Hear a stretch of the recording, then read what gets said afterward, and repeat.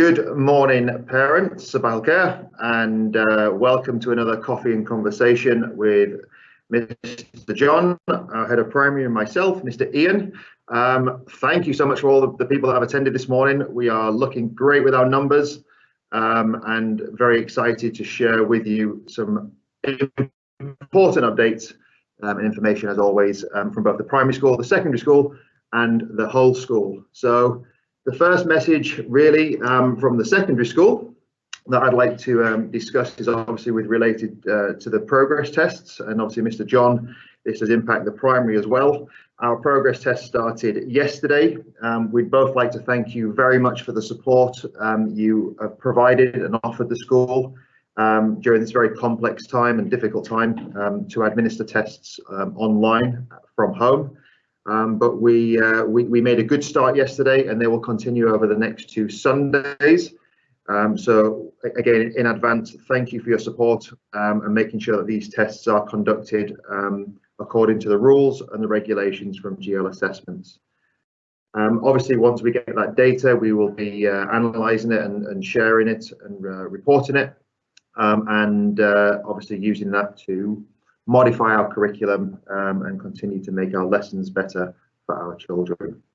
With regards to the assessments that have been conducted for year 11, 12 and 13, they are coming to a close pretty soon. We're doing some catch-up assessments for those students that unfortunately couldn't attend for medical reasons, and those will be conducted this week. And then we will be in very, very good shape to be entering and submitting all of our centre assessed grades to the relevant examination boards. And just to answer a few questions that come in on a regular basis via email, students will receive their results as normal in August. And just another reminder that we're not permitted to share those grades with you or with the students, as those will be the grades that are going to the exam boards. With regards to vaccinations, obviously this country is well ahead of the game in terms of the vaccinations for adults, but also now looking at students from 12 and above. So please continue to support us where possible, of course, in terms of vaccinations, as we really do want to open 100% if possible after the summer break, and I think all the support we can get from parents with this will help us.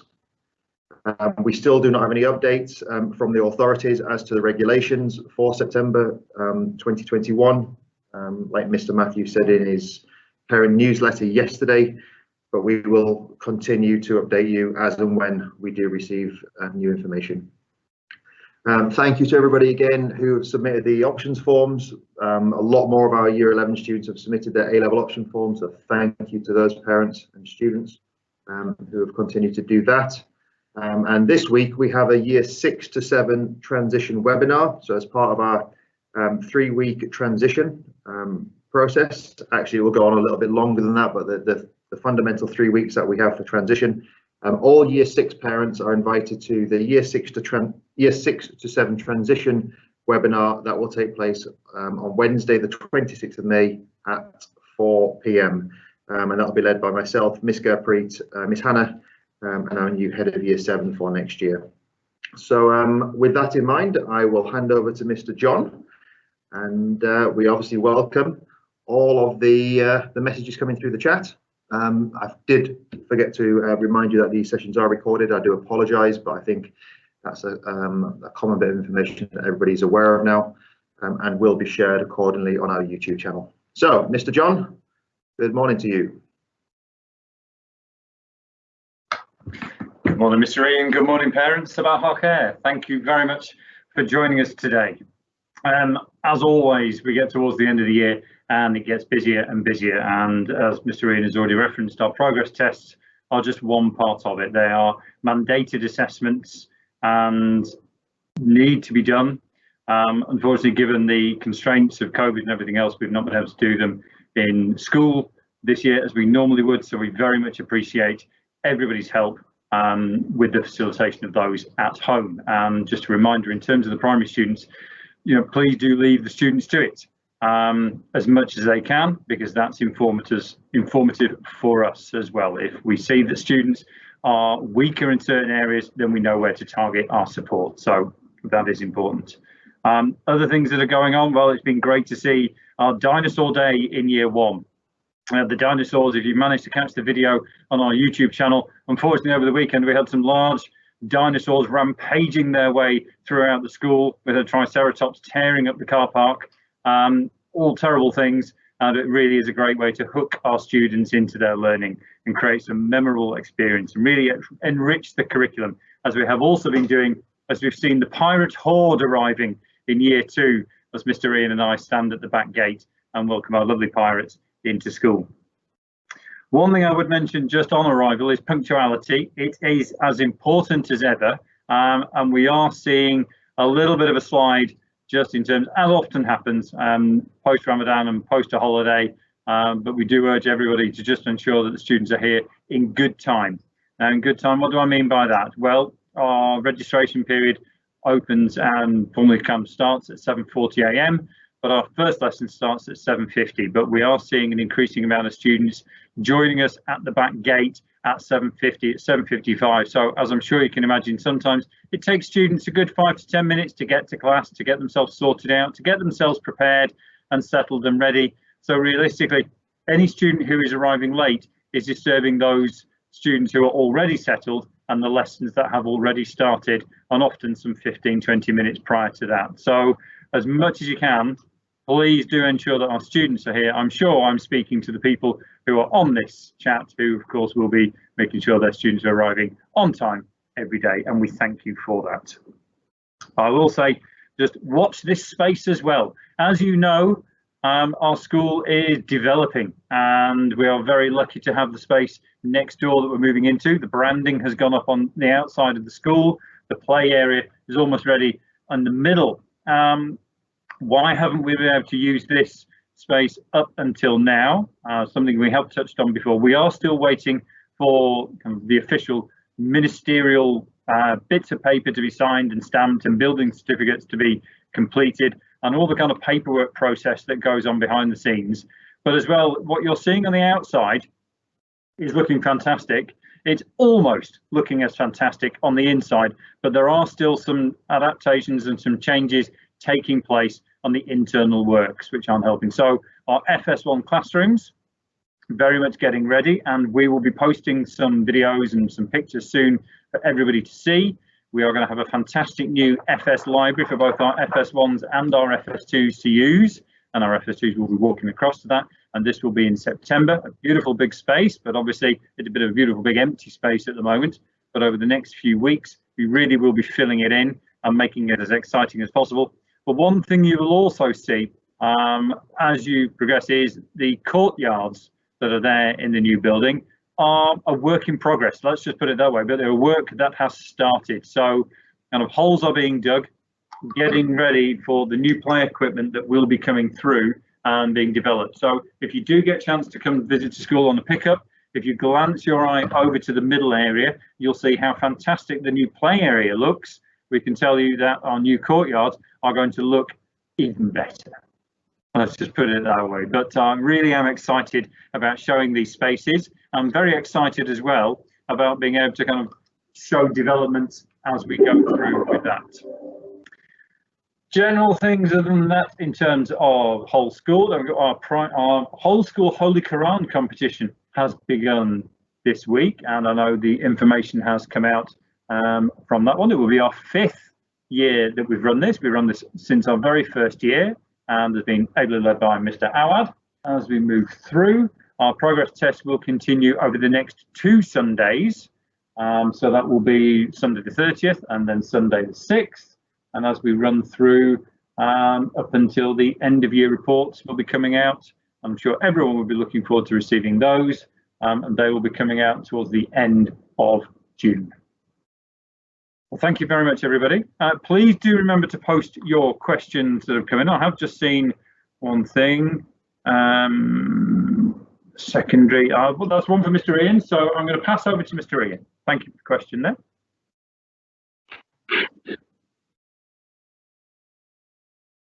Thank you, Mr. John. So the question is regarding the GL assessments and the results for each student.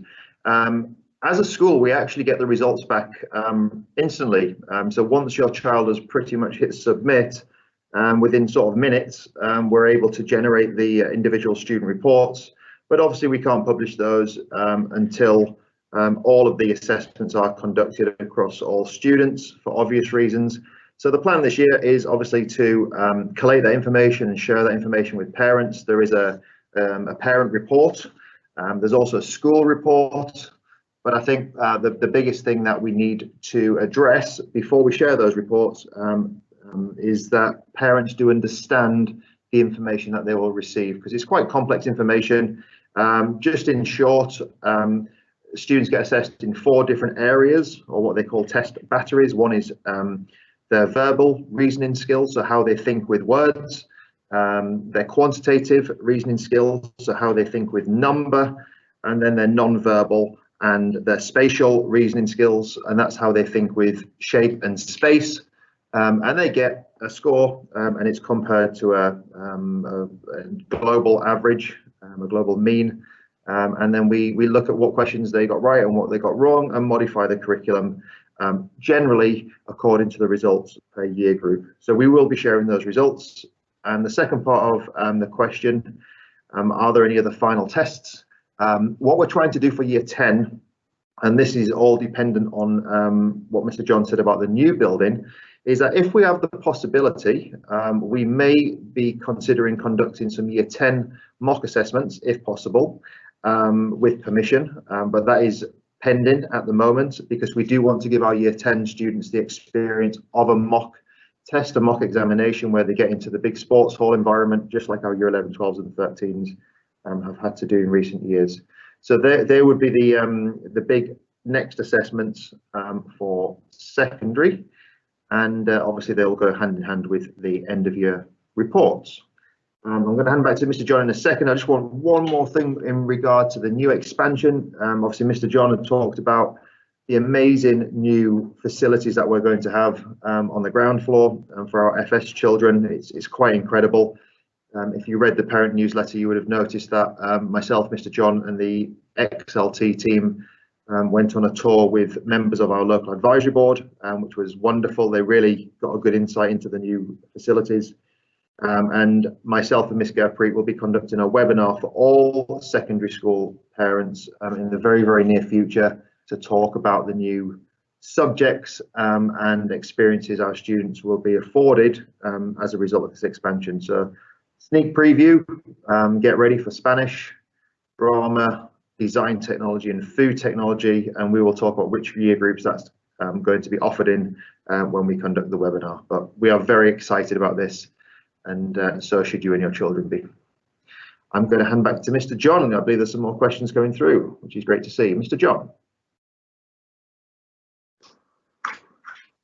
Thank you very much, Mr. Ian, and thank you, parents, for all those questions. I will just come to the first question that I just typed an answer into. Will there be swimming class facilities also with the GFS expansion?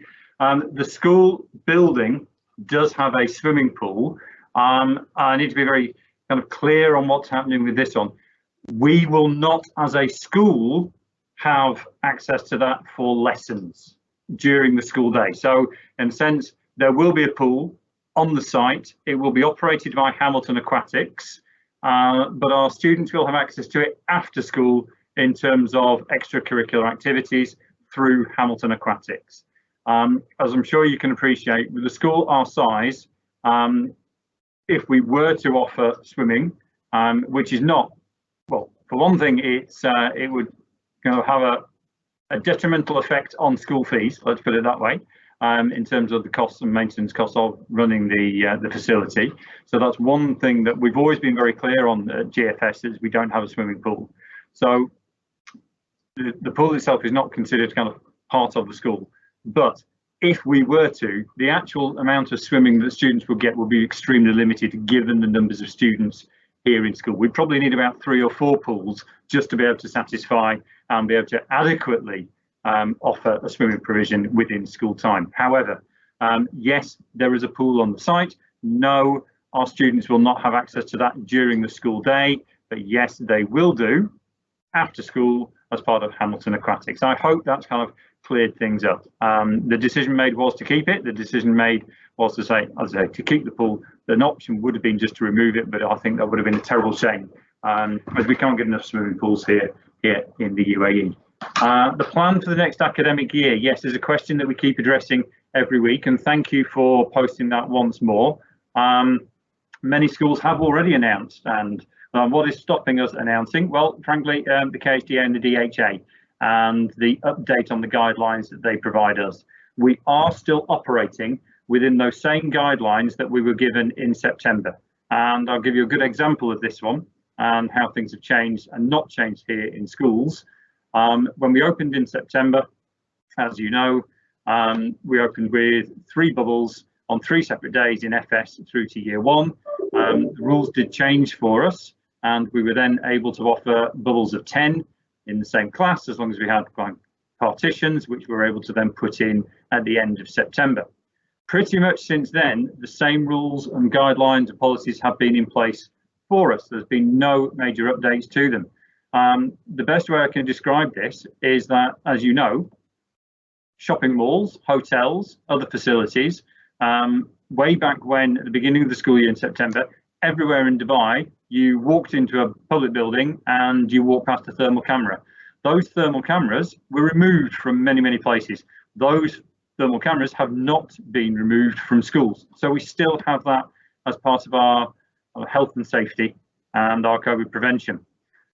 What also has not changed are the social distancing guidelines. So we do still need to maintain a 1.5 metre distance between all of our students when they're in class. We've got very limited movement, and so on. As you know, we are a busy school. In terms of other schools, every school is different, as I'm sure you are all aware of this. Every school is unique in terms of its building size, and the numbers of students. And whereas some schools have bigger buildings, small student numbers, and they're able to cope and put students in different areas, we are doing the best we can. So that said, the way we have operated this year, what I can say is as soon as we do get updates to the guidelines, we will be applying those to what we do here, and we will of course be letting our community know. But I can promise you that we will be trying our very hardest to make sure that as many students as possible will be joining us in daily basis in September. Now, what I am not saying, I need to be very clear here, I am not saying we're all coming back. I cannot confirm anything at this time, but what I can say is we will be working very hard within our updated guidelines when we receive them. I hope that's kind of cleared things up on that one. I do appreciate this is probably a question we're going to have to address every single week, every time we do this, so we will continue to do that for you as well. I know it's frustrating. It's frustrating for lots of people and lots of us, but yeah, we hope we receive those updated guidelines very, very soon. Okay, I'm just going to look through questions. Thank you, Mr. Ian. In terms of the bubble style classes conducted, I'm sure you appreciate I've just kind of answered that question as well. What I think, this is my own personal belief, what I believe will happen is whatever guidelines are given in September, I think online learning might still be an option for people if they choose to accept it and run with it. My personal recommendation is, if you can at all, not to go 100% online. Even if we are running bubbles, bring students in as much as possible. But obviously, updates will be following, and I do need to keep stressing this point. Thank you. I'm just glancing back through the questions to see if I've missed any. I'm going to hand back. I know Mr. Ian's been busy typing away and has got a better eye on those. Mr. Ian, are we all up to date with the questions? Yes, we are. Thumbs up there from Mr. Ian. Well, thank you very much, everybody. I can see, whoa, great. Lots of attendees today. So please do let us know. Final chance for any questions, which we will continue to monitor when we finish the chat, but we will keep an eye on the questions and post some answers in there for you.